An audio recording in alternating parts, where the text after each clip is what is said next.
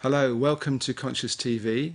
My name is Iain McNay, and today our guest is Gangaji.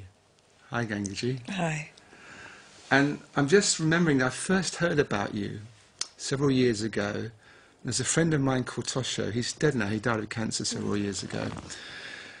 And he told me something very significant happened just in a meeting with you. It wasn't even at a meeting. It was just meeting you. And what happened was that he'd heard about you, and he was going to a satsang you were holding in Maui, Hawaii, and it was pouring with rain.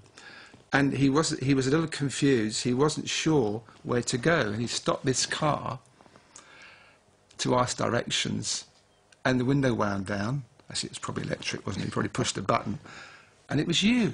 And he was so taken aback, he just started laughing in the rain. And literally, something changed in his life, and he was never the same again. It's just, and I think the words he used were something like, the background became the foreground, and the foreground became the background. And so, are you aware you have a catalytic function somehow? Is that? Well, it's certainly nothing I do, so I'm not aware of it in the sense of a power and I'm doing something. But I did have a similar experience with my teacher when he opened the door when I first met him in Hardwar, and he said, "Welcome, come in." And there was just this hugeness and this presence. I did know about him, and I knew I was going to meet what hopefully was my real final teacher. But I saw him, and there was such a welcome in his eyes that I just started laughing, and I recognized this is it. This is where I'm supposed to be. And when I would question him about that, he said, "Well, that's the mystery. You are supposed to be here, and neither one of us is in charge of that." And so it's some kind of synchronistic moment of coming together. When you tell that story, I can remember that because it's rare that somebody starts to ask you for directions and then just burst wide open. Right. So I would say it was coming from him. It was a thrilling meeting. It went back and forth. Yeah. It was interesting because I kind of lost contact with him. I used to see him socially, and then he had cancer and was very sick, obviously dying, and he was in a hospice.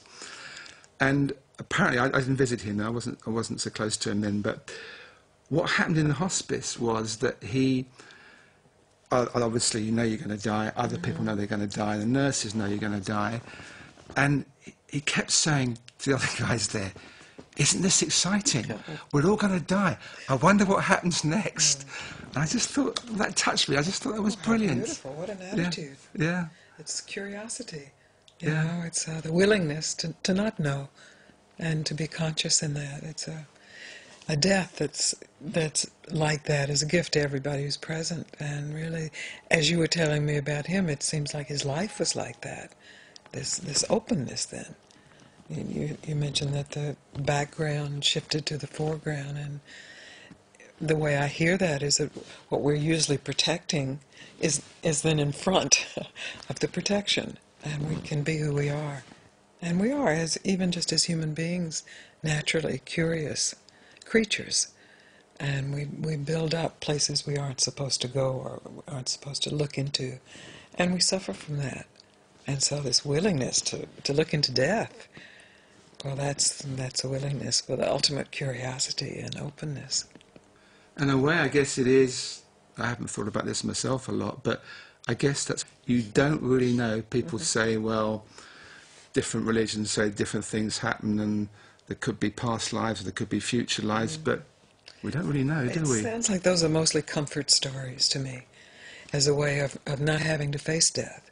So I find it really useful to ask people, at least temporarily, to put all of those stories aside and to assume that in that moment of death, everything you think you are is no longer existing. It's over, it's finished. So you as you think you are, you as you experience yourself, perceptions and your memories, your history, your attainments, it's finished. And in that, then, there's a possibility of meeting oneself as nothing, as no thing. And that's freedom. really, because everything that we are burdened by is some kind of attachment to who we are. I'm a man, I'm a woman, I'm enlightened, I'm unenlightened, I'm famous, I'm not famous, I made it, I haven't made it. In death, it's all over. You're nothing. And that's free.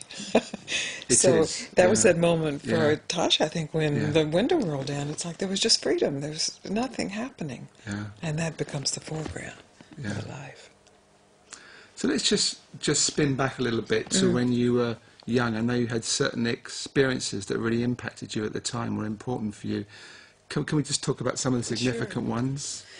Well, most of them were not very pleasant experiences, and it's only really in retrospect that I can see that they were important in forming some deep spiritual search for me. My parents were both alcoholic, and so I was basically taken care of but neglected as a child, and maybe hypersensitive, and I started having very weird experiences when I was about 6. Where my body would start to disappear. But it was not blissful disappearance. Yes. It was horrific. You know, I was becoming non-existent. Things would get very big, and then they would get small, and then I would disappear. And I ran to my mother, and she had no idea what I was talking about. And so I ended up going to a psychiatrist, 6 years old, and he showed me some ink blots and gave me some phenobarbital. So every time this started to happen to me, I would take a phenobarbital. And I would say it was a nervous disorder. It was something, it wasn't satori or enlightenment coming. It was deep stress from a little hypersensitive child. And so I took these barbiturates, a little particle of a barbiturate, to calm myself down. And it wasn't until I was 18, 19, or 20, and I first began to meditate, that I decided no more of that. Let's see what this is. And sure enough, in the first long meditation I ever did, say an hour meditation, it started to happen again. And rather than escape it with medication or just jumping up and getting a glass of water, I just sat with it. And it was actually beautiful then. It was peaceful. It takes courage to sit with it, doesn't it? It took courage for me because I didn't have any support to sit for it. It was a pathology, and so it needed to be fixed or healed. And I can't even say why at that moment there was a decision. Well, I didn't like the fact of having to take a little pill when something started happening.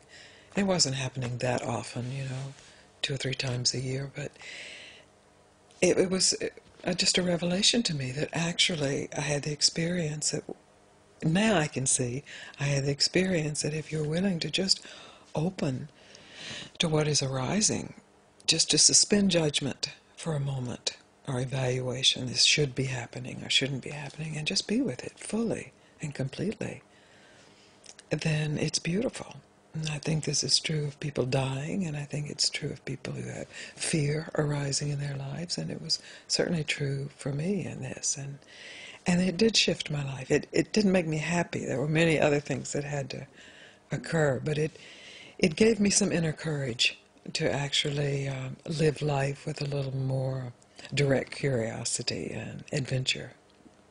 Yeah, it's interesting because you're triggering memories for me, because I had similar experiences when I was a teenager. Just this, I felt I had no body, and I'd be walking along the street and I felt I was just going to fall down because there was nothing to support me.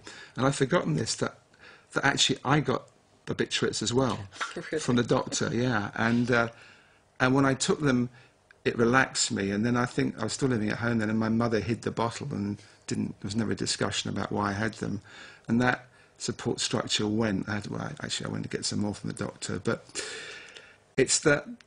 And then what I discovered several years later was very interesting, and it took me a long time to integrate this, insofar as what that experience was in a way a very, very deep experience, but it was my fear of the experience. That was the problem. It wasn't the experience. And like you, in meditation and later in my experience in life, it would come up frequently. It frequently still does, but it doesn't frighten me anymore.